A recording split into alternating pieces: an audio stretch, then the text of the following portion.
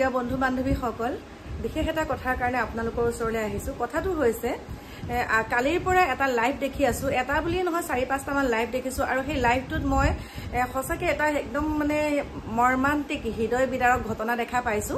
আৰু কথাটো হৈছে যাৰ লগত হৈছে তেওঁলোক হয়তো অসমৰে হ'ব, বৰ্তমান বহিৰাজ্যত আছেগে তেওঁ স্বামীৰ লগত আৰু একদম মানে কেমেৰাটো অন কৰি আজি হাজবেণ্ড ৱাইফৰ লগত কিবা এটা কাজিয়া সকলোৰে লাগে, আমাৰো লাগে, কিন্তু সেই কাজিয়াখনকে কি কৰিছে একদম লাইভ আহি পেলাই দেখাইছে যে মই চা মোৰ মানুহজনক মই মানুহগৰাকীক মই কেনেকে মাৰিছো।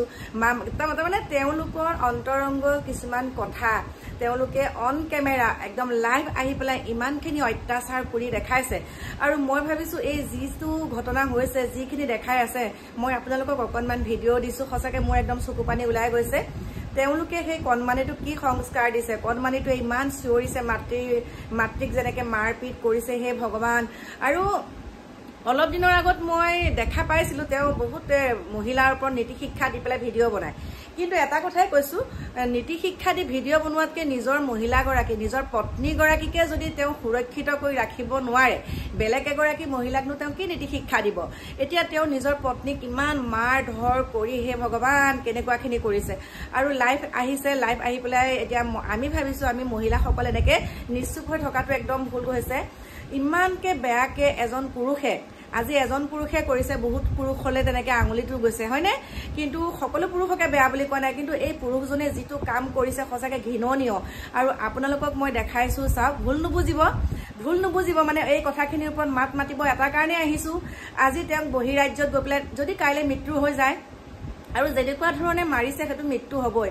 যদি এই লাইভটো তেওঁলোকৰ কোনোবা পৰিয়ালবৰ্গৰ চাই আছে, আপোনালোকে সোনকালে তেওঁক মানে মহিলাগৰাকীক বিশেষকে আপোনালোকে ঘৰলৈ অনা ব্যৱস্থাটো কৰক। আৰু তেওঁ যিটো কাম কৰিছে, এনেকুৱাকে মাৰিছে, গতিকে তেওঁৰ ওপৰতো উচিত শাস্তি হ'ব লাগে। আৰু আজি তেওঁ তেনেকে লাইভ কৰি দেখাইছে, কাইলৈ আকৌ বেলেগ এজনে তেনেকে দেখাব, আকৌ পাব, সাহ বাঢ়ি যাব। ইমান বেয়া কাম কৰিছে, তাকে যদি কওঁ মানুহে ক'ব মুখখন চোকা, কিন্তু আমি এনেকুৱা কথাত মাত মাতিবই লাগিব। আপোনালোকে চাওক, মই লগাই দিছো ভিডিঅ'টো আৰু লগ পাম, আপোনালোকৰ মতামতসমূহ জনাব। আৰু যদি কোনোবাই মোৰ এই ভিডিঅ'টো চাই তেওঁলোকক চিনি পায়, তেনেহ'লে অতি সোনকালে আপোনালোকে এই মহিলাগৰাকীক ঘৰলৈ অনা ব্যৱস্থাটো কৰক। আৰু কালি লাইভত কৈছিলে যে মোৰ লগত যাবলৈ পইচা নাই, কিমান আমাৰ যিসকল বহিৰাজ্যত আছে বা আমাৰ যিসকলে ভিডিঅ' বনায় তেওঁলোকৰ লগতো যদি তেওঁলোকৰ তাতো যদি এই ভিডিঅ'টো দৃষ্টিগোচৰ হৈছে, তেওঁলোকে চাইছে, গতিকে এটকাকেই হওক লাগিলে তেওঁক দি পেলাই সহায় কৰক। তেওঁ মানে অতি সোনকালে যাতে ঘৰলৈ আহিব পাৰে, মানে অসমলৈ আহিব পাৰে, নহ'লে তাত কিন্তু তেওঁ নিজৰ স্বামীজনৰ হাততে সুৰক্ষিত নহয়।